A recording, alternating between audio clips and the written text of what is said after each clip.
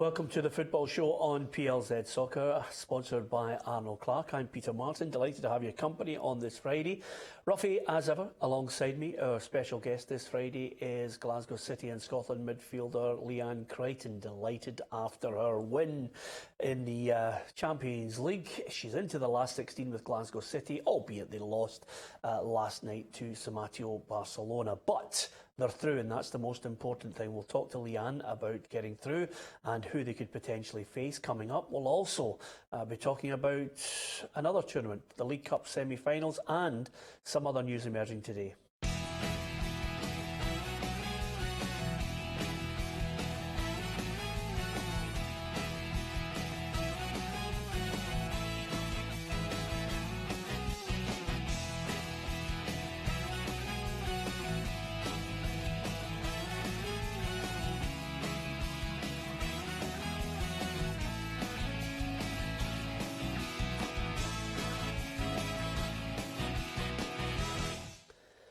Yeah, lots to talk about, but we're going to start with the one issue that seems to be dominating the back pages of the newspapers and, of course, most of the people looking forward to the League Cup semi-finals, because yesterday the SPFL came out with a startling decision. We were wondering what was going to happen with the staging of the two semi-finals.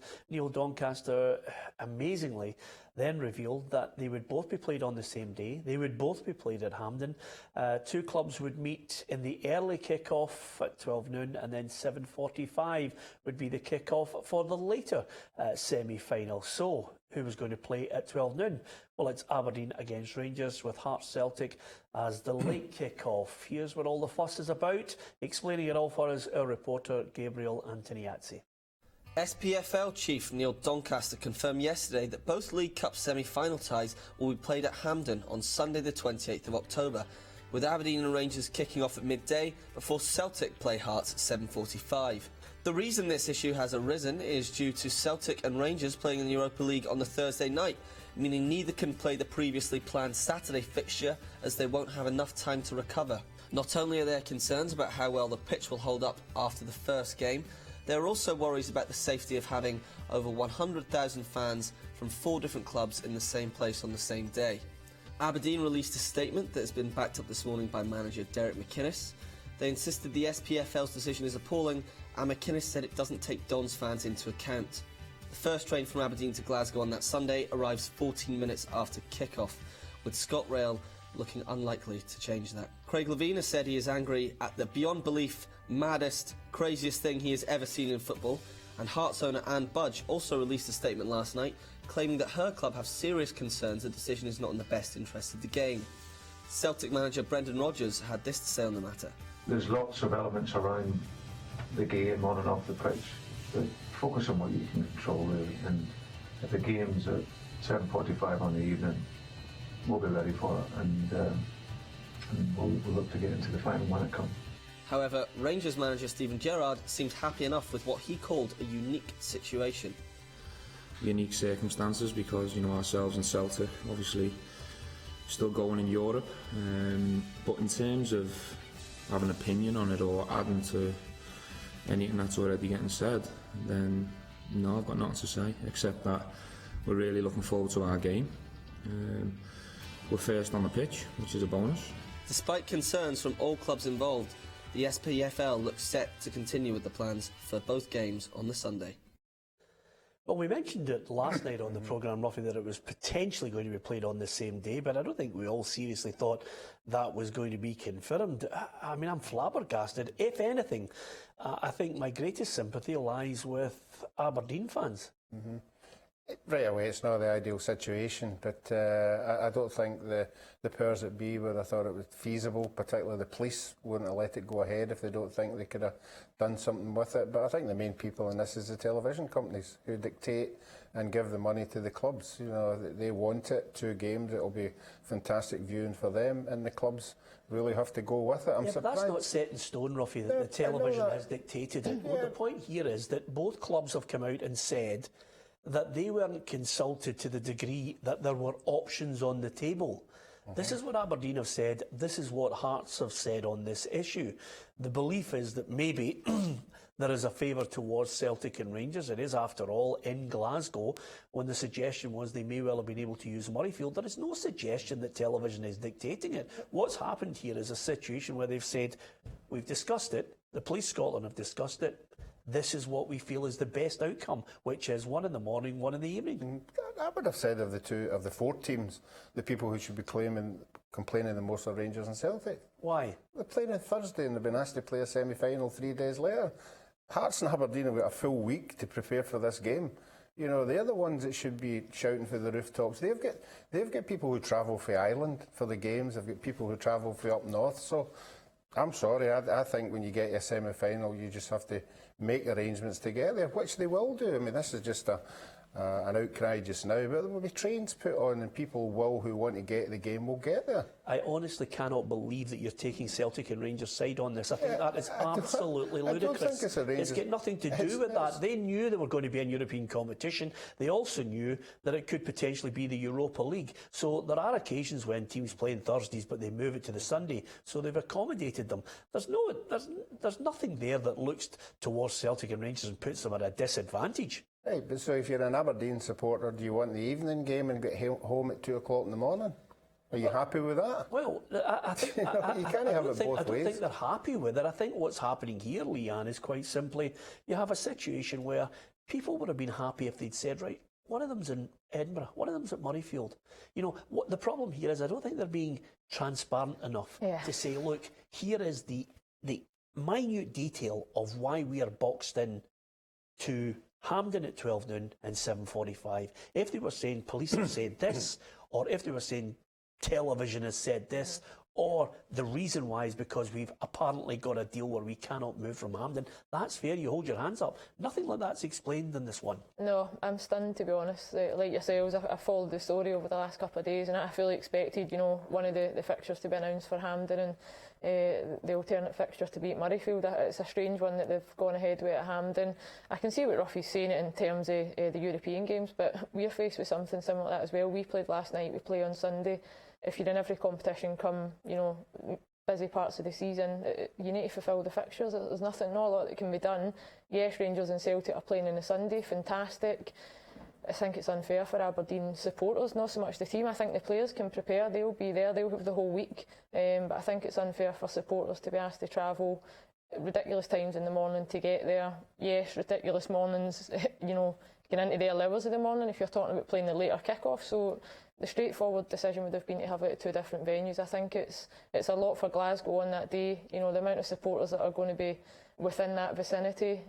But as Brendan Rodgers, you know, I think spoke earlier, it seems to be under control. Yeah, well, if I'd said to you, by the way, I know you're living in Aberdeen, Ruffy, and the trains won't get you until 12:15, so you just have to get up early and make your own way there, alternate arrangements. Honestly, Peter, it wouldn't bother me at all because my team's got to a semi-final. I want to go there. I'll prepare accordingly. I'll make an effort to get there. Sure, it's an inconvenience. There's no doubt about that. But I mean, what do the teams do in England when they qualify for the North of England and know they've got to play in Wembley? You know, how long does it take them to get there? And they're all there. It's full. It's jam-packed. You just make arrangements. Yeah, it's an inconvenience. I'm not denying that, but I think the people in Aberdeen will get themselves organised. There'll be trains, there'll be buses. They'll be there. The full quota of Aberdeen supporters will be there. Yeah, they've got a right to complain, but at the end of the day, they'll all be there. Yeah, OK. Ruffy says, stuff it, just make your own way there. That's as simple as what he's saying on this one. We don't agree with him. I don't agree with him. But Ryan Crombie, who is up there as an Aberdeen fan, I'm sure echoes the sentiments of many a Dons fan who quite simply has this to say on what they're facing for the semi-final with that 12 o'clock kick-off. It is a bit of a shambles, to be honest, from the people who organise our game in Scotland. The fact that, more so from my point of view, the fact that the police sort of said that they wanted the Aberdeen Rangers game to go first even seems just a bit strange. Treated a bit like savages, our football fans. And to get at your bed at 6 a.m. in the morning and get a train down, which would get you an after kick-off on the Sunday for the semi-final, it's just ridiculous. And I think they need to be held to account a bit more. Do you think putting on special matchday football trains would appease Aberdeen fans, or is it indeed the fact that, you know, the imposition is you have to get up really early to make a long journey for this one? Special trains have been put on. Obviously, they cost more because ScotRail need to pay for them to put them on. And it's all just a bit of an inconvenience. And while it would appease Aberdeen fans, I think it's just the continual sort of disregard for Aberdeen fans to be able to get to the game. And as Aberdeen said in their statement, they've continually asked the SPFL and SFA not to schedule early games for Aberdeen to allow the fans to get to the games, and they just seem to keep disregarding Aberdeen fans in general, and it's worrying. Yeah, thanks to Ryan Crombie from Red Point of View, who I think shares many a person's view in the north. The Aberdeen fans are going to have to come down early by hook or by crook to get there to support the team in the semi-final against Rangers. They'll be first on the pitch. There are two other elements to this, Ruffy, as well. The state of the pitch for the second semi-final. Brendan Rodgers, a wee bit of tongue-in-cheek, throwing a grenade, saying it might suit Hearts if the pitch is cut up. The second part to this is, of course, that quite simply there are going to be 100,000 fans in the vicinity. They don't all go home nicely. I think a lot of fans are rightly saying, look, you know, we're not savages. You know, we can behave ourselves, but there are small pockets of elements of fans who quite simply can't behave themselves. They'll get a drink, they'll stay in the city centre. 4 sets of fans could easily meet up in the city centre at some point. Yeah, that's why when I brought up the police, you know, I think the police have been really cautious in everything they've done, particularly Rangers Celtic games, these kind of things. I don't think in the wildest dreams would they went with us if they thought there was going to be trouble. I'm sure. I always praise the police here, even when we get big European games with other clubs coming in. There doesn't seem to be any trouble. They seem to be able to master everybody in and out the stadium. And that is one of the reasons why I think they've looked at this really seriously, because they're the ones that seem to stop everything going ahead. So they must feel pretty confident they can cope with us. Yeah, well, we'll keep our fingers crossed that both semi-finals go off without any trouble whatsoever. Let's hope the fans do make it 2 games to remember as a spectacle as well. The emphasis on both sets of players to make it a game to remember as well in the 12 noon kick-off and the 7:45. OK, we'll switch our attention from League Cup semi-final. That argument, I'm almost certain, will just carry on right throughout the whole weekend and beyond, right up until the semi-finals, unless, of course, somebody surprises us with a late switch to one of those games, but I very much doubt it now. Other than that, Celtic Aberdeen is the main game of our fixtures on the Saturday. Hamilton against Dundee has implications for Neil McCann. We'll talk about that. Hearts against St Johnstone. Hearts looking to maintain their advantage at the top of the table. It's Kilmarnock against Motherwell. St Mirren Hibs and Livingston against Rangers is the 1:30 kick-off on the Sunday. So James Forrest has signed a 4-year deal. They kept that one right up until all the press left and went back to their various organisations. But he's got a 4-year deal. Brilliant, yeah, great news for James Forrest. I think he's had a tough season. I don't think he's hit the heights we've seen from him in the last couple of years, but hopefully that will settle him down. You know, you like to see Scottish boys going on and doing well, and to know that he's got that sustainability and future at Celtic will be reassuring for him. Yeah, and of course the big debate at Celtic is, are they going to play with 2 strikers like Griffiths and Edouard together, or is it one or the other in games, especially these big games? Aberdeen is almost certainly a big game for Celtic at the weekend, fresh from seeing off St Johnstone in the quarterfinals of the League Cup. Of course, Griffiths scored the goal, and Callum McGregor was talking today about the value of their Scottish striker. You know, he's a massive player for us. You know, even when he's not been playing so much, you know, recently. But as you see, he comes in, he scores goals, and you know, when he's in that sort of form, you know, just any time the ball comes to him, he can score. So, you know, it's a good thing to have in your team, that you know you've got a goal scorer on form, and you know, I've always said that he's a massive part of what we're doing, and you know, he believes that as well, and you can see that now with his goals. You would think he would be the out-and-out number 1, Robbie, wouldn't you? Well, you listen to Brendan Rodgers, he doesn't seem to be in his eyes the complete striker, because if Dembele had been there and Edouard had been there, he'd be third choice. But for me, at the end of the day, I think sometimes managers complicate things, particularly, obviously I've had my say about goalkeeping situation, but with strikers at the end of the day, it's scoring goals. At the end of the day, at the end of the season, if you've scored 40 goals, you're the number one striker. Who's going to win that one, Leanne? I actually think it'll be a draw. Yeah, I think Aberdeen, they struggled last week. You know, I think they're not quite firing on all cylinders again, not at the same highs as last season. But they're always a difficult team. I think going to Parkhead, they'll have that wee bit between their teeth. And they know it's Celtic, they've been competing with them, you know, the last couple of seasons. They've been the side that have been pushing them, you know, first and second spot. So, I don't know, I just can't see Celtic just getting the win yet. I think they're really toiling. As the weeks go on, I kind of keep expecting them to go up the gears, but it's just not quite happened yet, so I fancy the draw. Yeah, I wouldn't rule it out, Ruffy, because they haven't really been scoring goals either. No, if you're in the Aberdeen camp, you would be quietly saying to yourself, this is an ideal opportunity to come down to Glasgow and take something for this game, just because, you know, they're looking at the St Mirren game and the St Johnstone game, and they don't seem to be firing on all cylinders, but we all know they can, and it gives the Aberdeen supporters a wee chance to see how long it does take to come down for Aberdeen. Okay, you've built them up. Are you going for an Aberdeen win? No, I'm going to go for a Celtic win. 2-1. 2-1. Are you speaking in Aberdeen soon? No. You're not very welcome back, I don't think. I think so. Anyway, on that note, Hamilton Accies against Dundee. Now, this one has implications for a manager's future because I think it's last chance saloon. Is that fair? Aye, definitely. You know, I've looked at the last couple of games with Dundee, and you're almost rooting them on because you don't like to see any side struggling. You looked at Kilmarnock last season; they were in a similar position under Lee McCulloch, and you can almost just hope that they would turn a corner. And I feel the same for Dundee. And watched them at Ibrox the other week, and the players they were playing for Neil. You know, they hadn't thrown the towel in, which is reassuring. But you need goals, and you can't be shedding them the way that they've been doing recently. So I think they need to win at the weekend, or Neil's really struggling. Yeah, well, I don't think he's struggling. I think he's out the door. It's as simple as that. I mean, I'm looking at one of the stats that was coming out in midweek, and it declared Dundee is officially one of the worst teams in the world. This is based on their start to the season. I don't think too many dark blue fans would want to hear that. So give me your prediction then, Ruffy. Hamilton Accies, again, you know, they could come up with results. Yeah, I think they surprised everybody last week with that result. But in parts of the Dundee games, I saw something.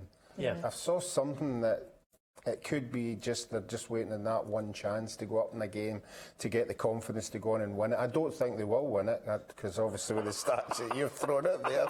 So I'm going to go for a 1-each draw, and that might just keep a hold of his job for another week. Okay, Ruffy's seen something, but he doesn't know what it is, and he's not going for them. Okay, Leanne? I'm going to go for Dundee. I think they might edge it. I haven't been too impressed with Hamilton at times this season. It's a difficult place to go to, but I've got a feeling that Neil might just switch it up in terms of how they play. Like Ruffy, I have actually seen something in Dundee. They do try to move the ball. Yeah. It's a lot of pace within the team. I know they'll still be missing Kenny Miller as well, which is a big loss, but I fancy that we go and play a bit more direct and try and match Hamilton in that aspect. So I'm going to go for a 2-1 Dundee. Okay, I've seen something in Dundee. It's called the V&A. It's a fantastic museum. You should actually go and see it. You'll be entertained. Okay, Killie against Motherwell. I'm going to quickly run through them because I want to catch up with your stuff as well. Killie against Motherwell. Ryan Bowman did say it's a great goal, but it doesn't matter. We lost in midweek. They've got to bounce back. Kilmarnock, interestingly enough, Steve Clark says doesn't have a problem with Chris Boyd. He's 35. He can have his own opinion. He's a big enough laddie to deal with. Stand by it. Yeah, but I do think Motherwell will take something out of this game. Again, they've been a team last week. They had chances at Aberdeen but never got them, so I'm going to think they can get a draw as well, 1-each. No, I disagree. Kelly 2-1. Kelly 2-1. Okay, that's what I like about you. Don't suffer for any of it. Leanne, St Mirren against Hibernian. I don't know, but I can't believe Hibs are out of the League Cup in the first place. But I think Hibs are looking as if they click in shortly, this could be a good season again for them. Yeah, I love watching Hibs. I think they're fantastic. Pace, energy, the way that Neil's got them playing. Really like the middle of the park. You know, after the players that they've lost, from middle to front, they're great. No idea how they went out midweek. I thought they battered Aberdeen for huge portions of the game. and just obviously penalties is what's done them. But I know how frustrated Neil sounded after the game in terms of the chances that they had missed. But St Mirren are not looking great. I think it will be a comfortable win for Hibs at the weekend. Okay, St Mirren have announced the signing of Simeon Jackson, a 31-year-old forward, to try and bolster their front line. Whether he can make an impact or not, only time will tell. As far as the Sunday game, Livingston against Rangers, of course, Steven Gerrard was asked today about Alfredo Morelos, and he was shouting loud in defence of his striker. We can praise him and love him and appreciate him being here, and then when he makes a mistake, because he's a human being, we can lambast him in the press. My view hasn't changed on the player. I'm a big fan and I'm glad he's here. I'm delighted he's signed a new deal. We'll try and get the job done without him in the last four. Obviously it becomes much more difficult with Lafferty cup tied and him not available, but we've still got good players and we'll have a game plan that hopefully will work on the day. Yeah, no Lafferty because he's cup tied for the semi-final. No Morelos because he picked up the booking, so he's banned. And Umar Sadiq isn't necessarily going to pop in there, even though he's on loan from Roma, because somebody asked Steven Gerrard today what areas he needs to improve in, and he said every area. I know, it's surprising, isn't it, when you bring somebody like the club and you come out with that kind of comment. You would think you had done a bit of research and when he's played and how much he's played, but it doesn't seem to be the case. But he's going to have to come up with some solution. For me, Livingston have been the surprise package this year, and I wouldn't like to go to that surface and try and get a win. So that'll be the main problem for me for Rangers, is dealing with the surface. Okay, give me a prediction. Rangers 2-0. So He's backed that up. So it doesn't look as if they're going to have any problem whatsoever with the surface. No, but it'll be eventually they'll get to grips with it and score. Right, okay.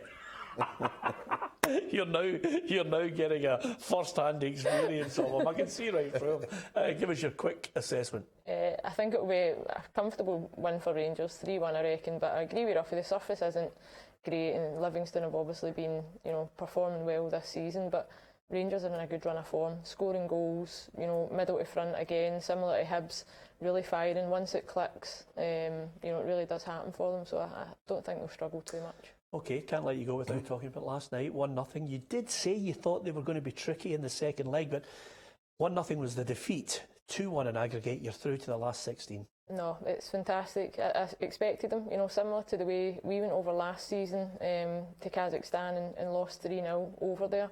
And you can almost, when you don't know a lot about these teams, it's difficult to analyse and set yourself up for the first game. So I think once you've seen the team, you can assess it better. And I expected Samatio to come to Glasgow last night with a better idea of what we were like and matches slightly better than they did over there. It just shows you how important the away goals were. We've suffered for that in the last 3 seasons. So it was nice to actually be the away goals that took us through, albeit we lost last night. But the performance for the team was fantastic. Conceding as early on as we did and being able to hold on to it for the rest of the game. We had chances. We could have put them to bed as well, and we were disappointed with that because it kept him hanging on in there right to the very end. But looking at the girls at the end of the game, seeing what it meant to Scott and everybody behind the scenes, it's fantastic for us. Yeah, Lyon, PSG, Wolfsburg, Bayern Munich, Barcelona, Chelsea, Rosengarten, Brøndby. You're out, aren't you?